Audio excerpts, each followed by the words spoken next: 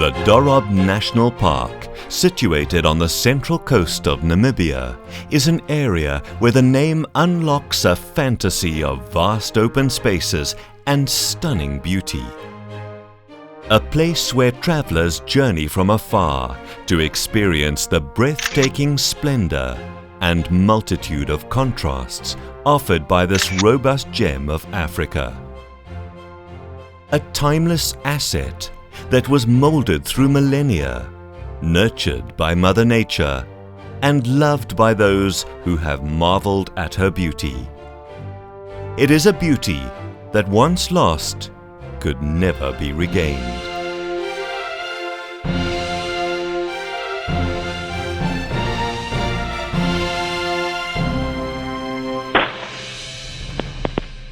Since Namibia's independence in 1990, the country has been dedicated to the conservation of Namibia's natural heritage.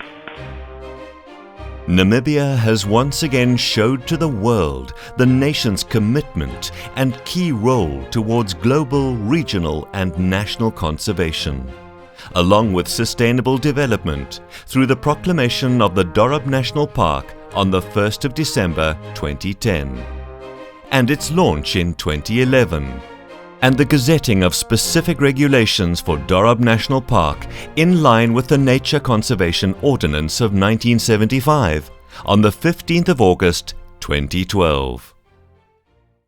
The traditional Topnar authority proposed the name Dorob, meaning dry land, as a suitable name for the new national park, which was vital to ensure that the local communities are involved in the management of the park. This new park has provided the last link to include the Sperrgebied National Park, Namib Park and Skeleton Coast Park, which together has made it possible for Namibia's entire 1,570-kilometer-long coastline to become a protected area, which now makes up an area exceeding 10 million hectares.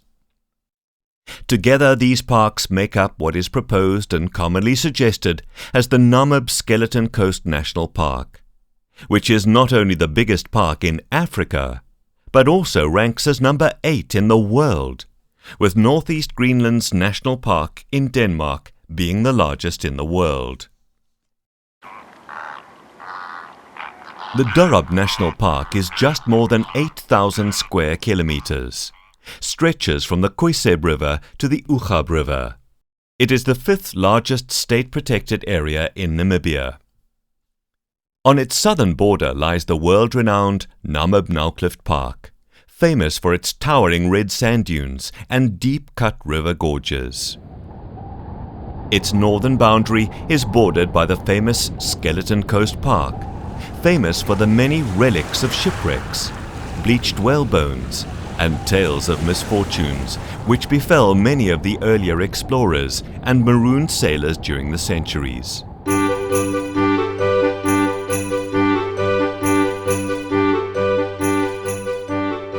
Amazingly, Dorob also includes 4 coastal wetlands of international importance. The Walvis Bay Ramsar site, 30 kilometers of beach between Swakopmund and Walvis Bay, the Cape Cross Lagoons, and Mile 4 saltworks.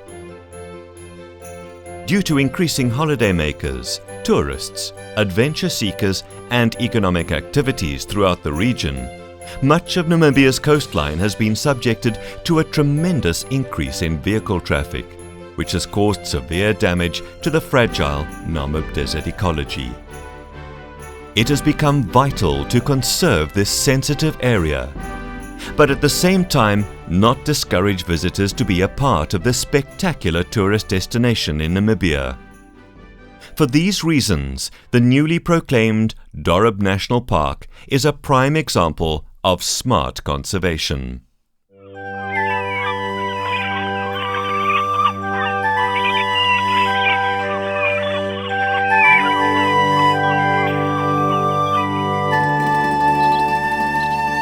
Among the biggest ecological conservation concerns are the breeding sites of some globally threatened bird species. Most of the breeding sites for birds are to be found on gravel plains, salt pans, and in between dunes hidden amongst the small pebbles and hardy desert plant life. These lie prone to vehicles traveling across these surfaces, unaware of the exposed nests that are easily destroyed by the onslaught of off-road driving. In many parts, the vast gravel plains are covered with fields of minute plants known as lichens. These organisms are at the mercy of uncontrolled vehicle traffic, taking decades to recover, and it might never return to their full former glory. Soil formation is an extremely slow process in the Namib Desert. In some cases, only a few millimeters of topsoil can form after several millennia. When traveling by road or by light aircraft over the vast desert terrain, one cannot help but notice the incredible amount of vehicle tracks crossing one another over the desert. Not only do the vehicle tracks reveal the extent of the damage to the sensitive environment, but has also caused a lot of visual pollution for those coming to enjoy the Namib Desert's beauty.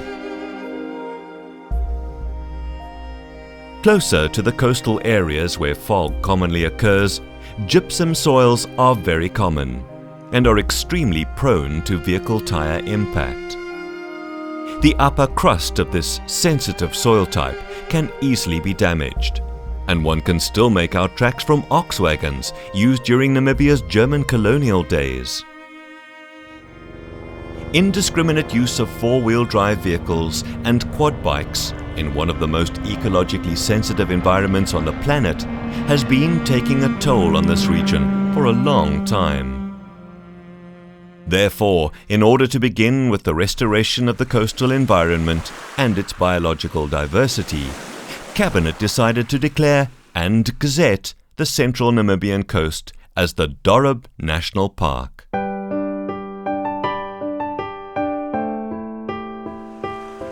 A profile of the Namibian coast was commissioned by NACOMA, or the Namibian Coast Conservation and Management Project, implemented under the auspices of the Ministry of Environment and Tourism, to develop and foster an integrated coastal zone management system. After extensive scientific studies and cooperation between conservation authorities, tour operators, private sector and local, regional and national authorities, a plan was drawn up to better conserve the coastal environment. According to the Nature Conservation Ordinance, Section 14, the area will be protecting wildlife, fisheries, plant life, and also objects of geological, archaeological, historical, and other scientific interest for the benefit and enjoyment of the inhabitants of Namibia. Through intensive conservation and sustainable use of existing resources, this region can now enjoy much greater care of the natural environment and wonders, whilst still allowing the local and national economy to flourish, and those visiting the area to enjoy all that it has to offer. Dorob National Park is unique in the sense that its aim is to find the perfect balance between leisure, recreation, and conservation. The landscape varies from river deltas to dune belts, gravel plains, and wonderful open stretches of coastline. Each different area containing some unique element or natural wonder, which may be prone to damage or complete destruction. Within these different areas, certain core areas have been set aside for the protection of some of the Namib Desert's rare and endangered species. In these core areas, no traffic is allowed wherever an area has been demarcated and signposted as an exclusion zone. In other cases, multiple use areas for adventure tourism was also set aside, so that the very same people who want to help contribute to the protection of this unique area will not be prohibited. Visitors can easily get into these areas and just need to obtain permits from the Ministry of Environment and Tourism. For example, the dune belt between Long Beach and Walvis Bay, for which you can obtain a free permit from the Ministry of Environment and Tourism. This is a move away from the traditional national parks concept, whereby visitors to the Dorob National Park still have ease of access to sites they wish to visit and enjoy the multitude of recreational activities. It has become a favorable situation for all parties involved.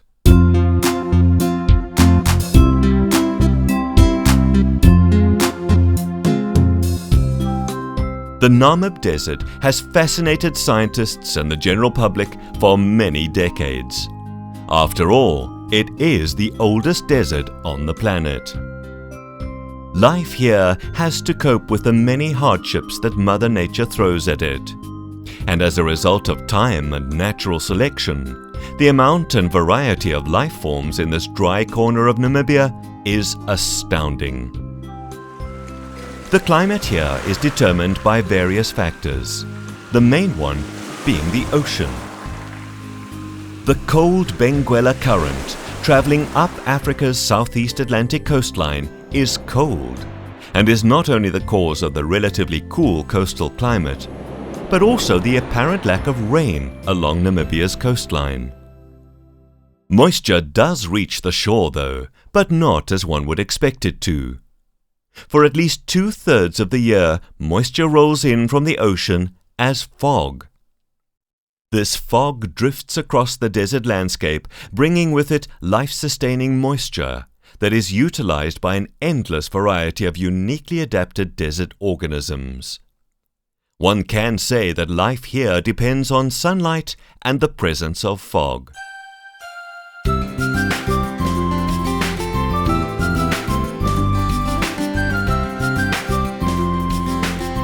Although larger life forms are relatively scarce, it is the little creatures that make up the massive number of life forms for an arid area such as the Namib Desert.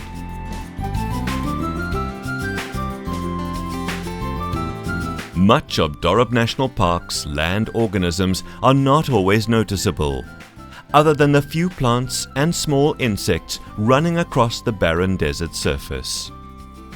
However, this perception is entirely inaccurate.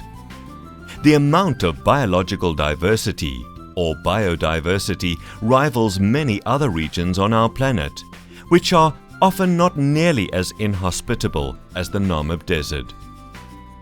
This is due to the variety of life forms that have had so much time to adapt to all the challenging conditions. Between Swakopmund and Walvis Bay is a small but fascinating dune field. These dunes were originally part of the Great Namib Sand Sea further south. At first, this area looks abandoned and dead, but closer observation reveals that it is alive, a living desert. Observing the footprints left behind in the sand during the night and mornings can be a fun activity for the whole family. Tour operators such as Living Desert Tours specialize in viewing the so-called Little Five of the dunes. They can almost guarantee a glimpse of amazing creatures, such as the Namakwa chameleon, as well as ideal places to find their breeding areas.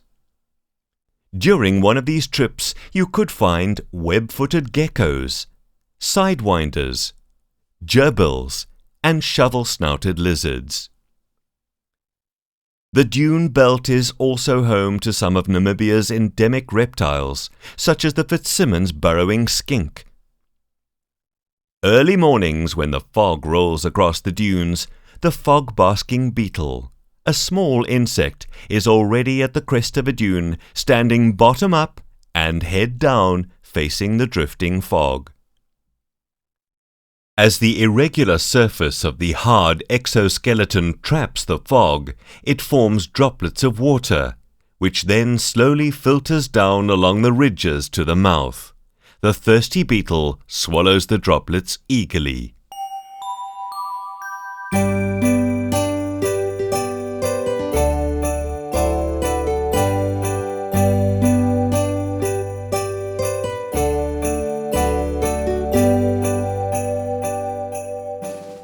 bird life is abundant, and flocks numbering in their thousands can be seen at certain special locations along our Namibian coastline. There are numerous vital bird life areas and areas that have special status and protection. One of these areas is the Walvis Bay Ramsar site. Ramsar refers to a protected wetland area for birdlife of international importance. The lagoon boasts extensive flocks of greater and lesser flamingos, as well as an abundance of smaller birds such as black-winged stilts, avocets, and many other small waders. There is a good chance of encountering great white pelicans in certain areas close to the shore. For example, the waterfront in Walvis Bay. Several parking locations are available to view the birdlife, or to take a walk along a walkway covering a large section of the lagoon. One may visit the Swakop River mouth on foot, and not by off-road vehicle, to view interesting birdlife feeding in the shallow waters. Or perhaps even see some of the more uncommon bird species skulking through the reeds. Another site is the saltwork areas of both Walvis Bay and Swakopmund, where the man-made ponds for extracting salt through evaporation attract many different species of birds. Travelling past the Walvis Bay saltworks in the direction of a local fishing spot, Palkis, one could travel further north with a 4x4 vehicle towards Pelican Point. Fascinating bird life, as well as a seal colony, can be viewed here. At Donkey Bay, named Skeleton Bay by surfing professionals, is one of the 10 best barreling waves on the planet. This area is difficult to access due to thick sand, but is worthwhile. Hence the name Donkey Bay, as the old 4x4 vehicles had to engage low-range gear, known then as donkey gear. The Dorob National Park contains a large variety of plant life, most of which is hardly noticeable due to their small size. Close to the settlement of Vlotskasbaken, one can find a dense field of peculiar organisms called lichens. Lichens are tiny plants growing within the fog belt to obtain their moisture. There are countless lichen varieties in Namibia. The most prominent one growing in this area is the Telocystis capensis, a small orange-like grassy lichen. Driving or walking over them will certainly damage or kill these small but fascinating organisms of the Namib Desert. They act as an anchor point for grass seeds as well as providing shelter for small insects. They also help stabilize the precious upper soil layers against wind and occasional water erosion. In very dry seasons, springbok have been observed consuming certain species of lichens.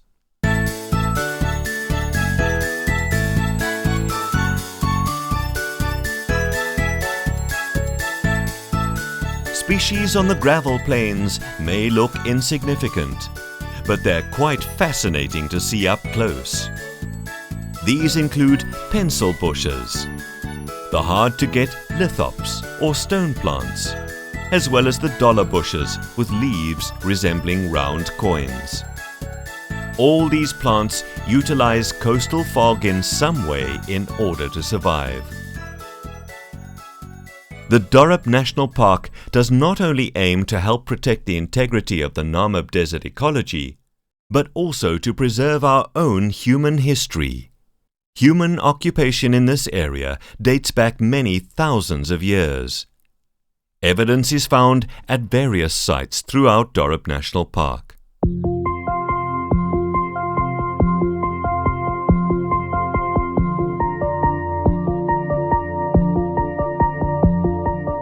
The Kuiseb Delta, which is one of the most southerly points of the Dorob National Park, has been home to humans long before the first colonizers landed on the Namibian coast.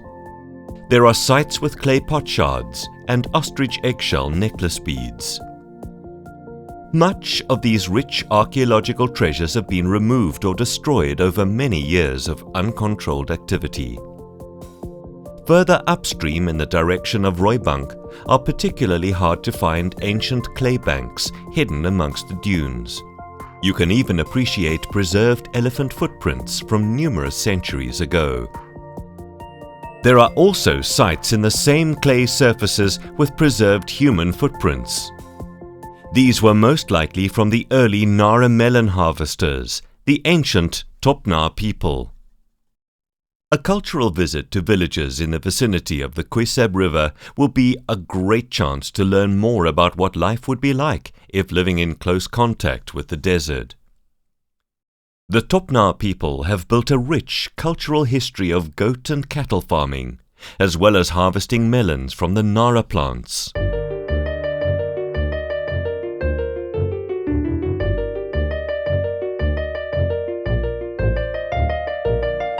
The Nara plant is endemic to the desert along Namibia's coast and grows only on sand dunes where subterranean water exists. The Nara plant, also known as the butternut, is a particularly interesting plant.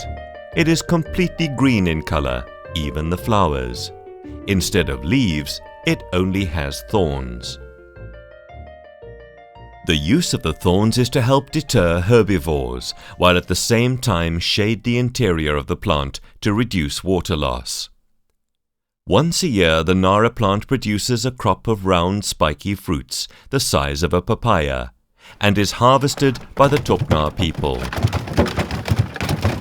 These fruits are highly nutritious and, quite remarkably, have sustained the Topna people for centuries.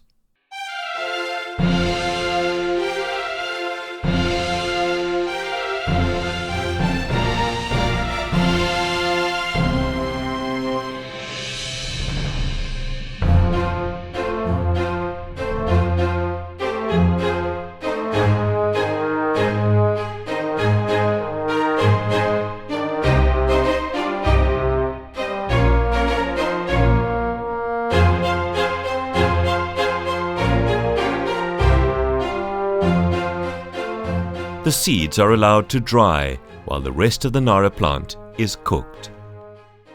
Nothing is wasted, and animal as well as humans share in this delicacy.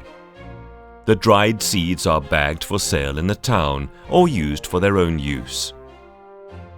They are considered to be a bit of a delicacy and can be nibbled on as they are, or even roasted and salted. The life of the Topna people is a way of life which most visitors cannot imagine. Yet it is amazing what the Topna folks have achieved with limited resources at their disposal.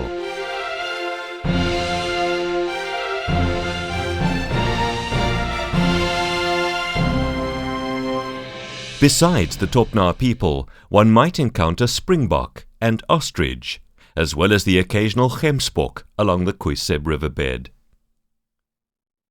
Most of the incredible sights to enjoy inside Dorob National Park can easily be visited in a day. Cape Cross Seal Reserve is perhaps the best known of all, and is situated just more than an hour's drive from Swakopmund. This place does not only host thousands of Cape fur seals, but is also a very historical site for Namibia. This is where the first Europeans, Diego Cao and his crew from Portugal, set foot in this country over 500 years ago. A small stone cross, or padrao, was erected here as a sign of their passage. Cape Cross is also home to where the first small railroad in Namibia was built for the purpose of processing seal meat and blubber in the late 19th century. Then, of course, there are the seals. Namibia contains over 60% of the global Cape fur seal population. There are several breeding colonies along our coastline, but Cape Cross is certainly the most accessible. Every year in late November to about middle December, the females give birth to pups that are covered in pitch black fur. This event almost doubles the seal population in a matter of days. However, lack of nutrition, predators such as brown hyena, and occasionally black-backed jackals, as well as the dangers of hypothermia, canine distemper, and big bulls accidentally trampling the little pups, makes for a very small survival rate for the young. From Cape Cross, one can visit a petrified salt lagoon with unique salt crystal formations, which are about 400 years old, or visit Namibia's own Dead Sea, situated about 28 kilometers from Cape Cross Island. Here you have the opportunity to relax and enjoy the buoyancy. You can read a book, or you can just float weightlessly on highly concentrated salt water. St. Nowhere Spa, close to mile 108, offers you the same experience. Still east of Cape Cross towards the direction of Brandberg is the Messam crater. The Messam crater is what is left of a huge subterranean volcanic chamber from the time when Africa and South America split during the breakup of Gondwanaland. The roof of this chamber collapsed after a huge release of gaseous pressure. Over time, this volcanic chamber has become exposed, and when flying over it, one can clearly see that the hills are arranged in a circular fashion. The barren reddish basalt rock and hills create a Martian-like landscape.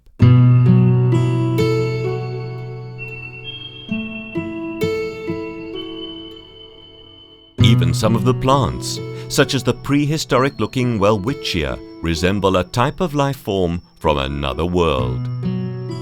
The welwitschia is also Namibia's national plant and has fascinated people for decades. They grow to a very old age, nearly 2,000 years, and produce cones instead of flowers. The Messam crater and Messam River contain some truly magnificent specimens. This area is great for a full day of exploring with a four-wheel drive vehicle. However, one will need to be well prepared and have maps or a good GPS guidance system. Information can be obtained from the Henties Bay Tourism Association. The famous Oegabmenia is a landmark consisting of a single upright rock or monolith about the height of a man. This trail runs for approximately 312 kilometers, and your four-wheel driving skills will be tested on rocky terrain on some of the inclines along the trail.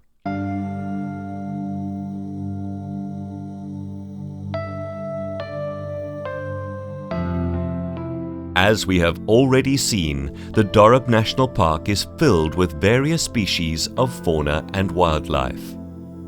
The difference is that most of these animals are of the smaller variety. Along some of the dry river courses, such as the Umaruru, the Swakop, Oegab, and Kwiseb rivers, one may come across larger wildlife such as gemsbok, kudu, and even Hartmann's mountain zebra. The zebras are usually closer to mountainous areas and can be found around the Messam crater area. The Oegab River is sometimes visited by desert-adapted elephants. There is only one other group of desert-dwelling elephants in the world. They live in Mali, North Africa. Namibia's desert elephants have adapted to their dry, semi-desert environment by having longer legs and seemingly larger feet with a smaller body mass, according to other elephants.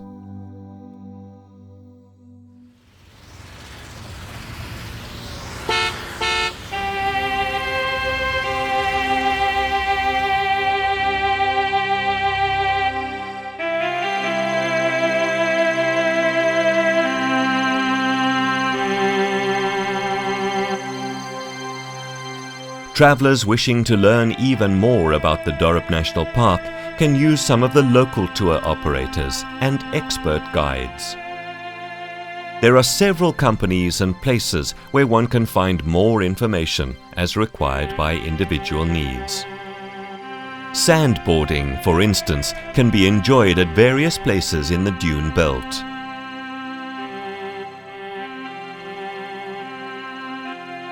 Other activities offered include paragliding, where the wind from the coast keeps you airborne above the gentle dune slopes. Quad bike excursions, with expert guides providing a thrilling ride in locations next to Long Beach, Dune 7 and at the Swakopmund Bridge. Just outside Swakopmund, on the way to Nonidas and Arandis, lies the Rossmond Golf Course, a world-standard desert golf course complete with greens. At Nonidas, one can take a peek at the Okakambe horse trails and even book a guided camel tour into the desert. If you really want adventure, you might wish to try some skydiving at the Swakopmund airfield.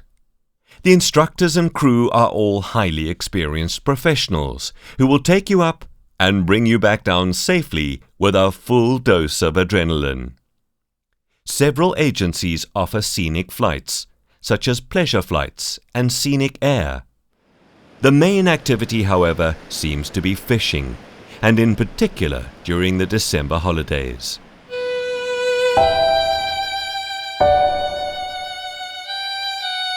While visitors and locals travel about inside the Dorob National Park, they need to make sure that they try to keep the park clean by following regulations on waste or littering on beaches and elsewhere in the park. The heads and other remains of caught and cleaned fish, as well as leftover bait, counts as rubbish too. This could attract wildlife and could also be disturbing for other visitors to the park. Although the Dorob National Park is land-based, people still have access to ocean activities. Recreational fishing with a permit is possible, and marine tour operators are able to bring individuals closer to the wonderful marine life in the vicinity of Walvis Bay. At the Walvis Bay Yacht Club are several boat excursions, with either motorized boats or luxury catamarans. Viewing is great for seals, dolphins, and the occasional whale.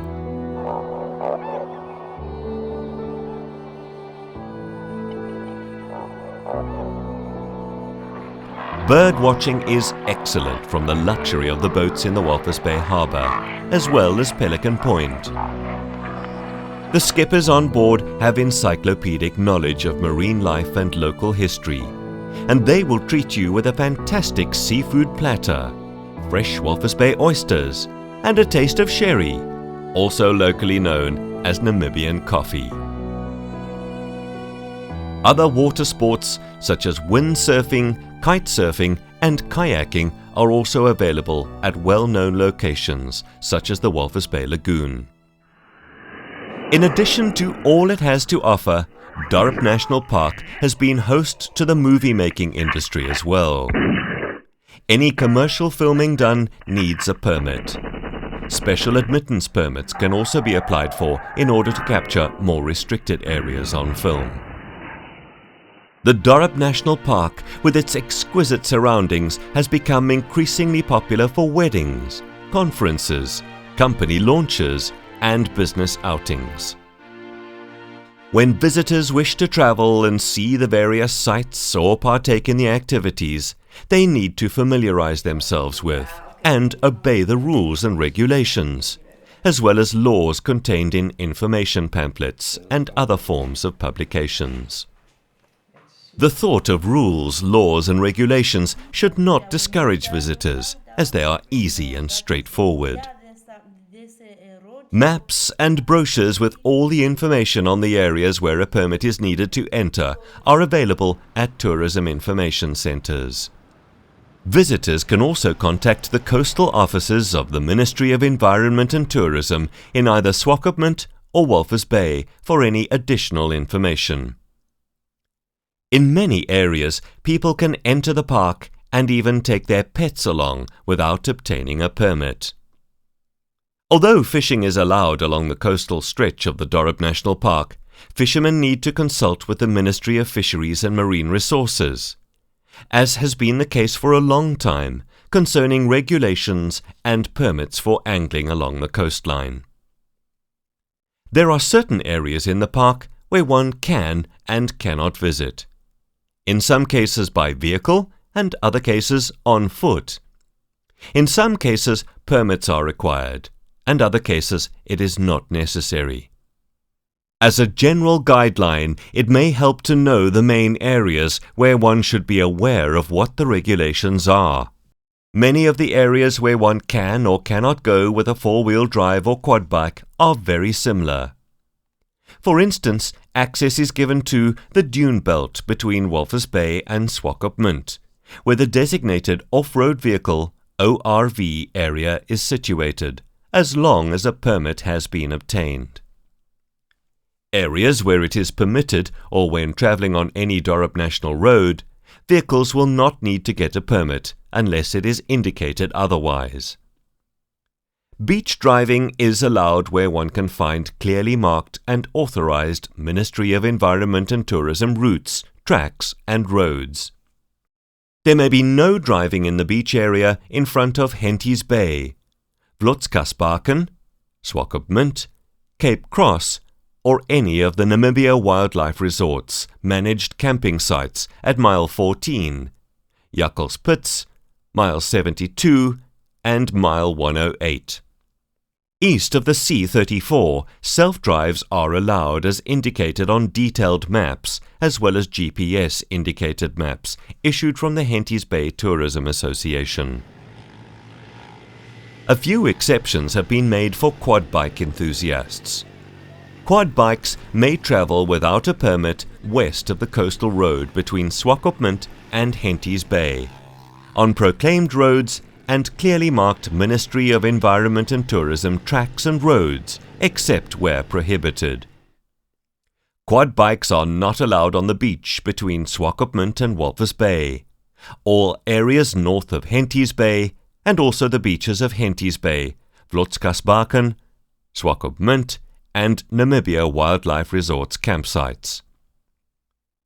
Quad bikes are strictly prohibited north of the Umaruru River, up to the Uchab River, and other motorized bikes are prohibited off the proclaimed roads north of the Umaruru River, up to the Uchab River. Quad bikes and other motorized bikes are allowed to travel 10 kilometers upstream in the Umaruru riverbed, but no further than that. Other areas which are not open to any vehicle traffic include the bird breeding areas, parts of the Swakop River, lichen fields, and any other area designated closed or exclusionary due to their sensitivity.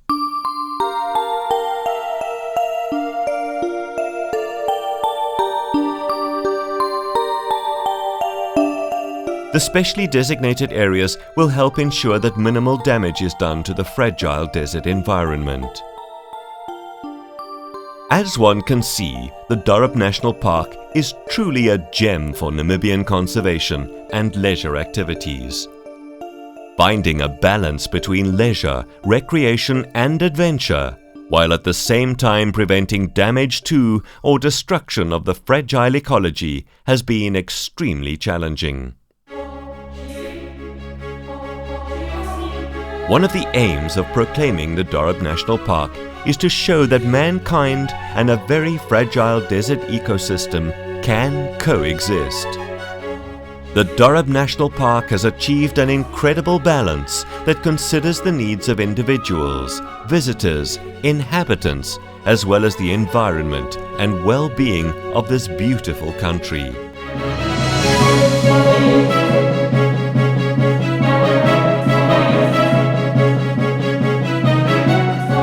It has made available all the resources it has to offer with a conservation-minded approach. Humans can now not only enjoy the area for what it is, but at the same time be more respectful to the desert ecology, due to available information and efforts to educate the public about the importance of assisting in the conservation of the incredible richness of biodiversity and majestic desert landscape. A park that was established because we care. A park that wants to make a difference. The Dorob National Park.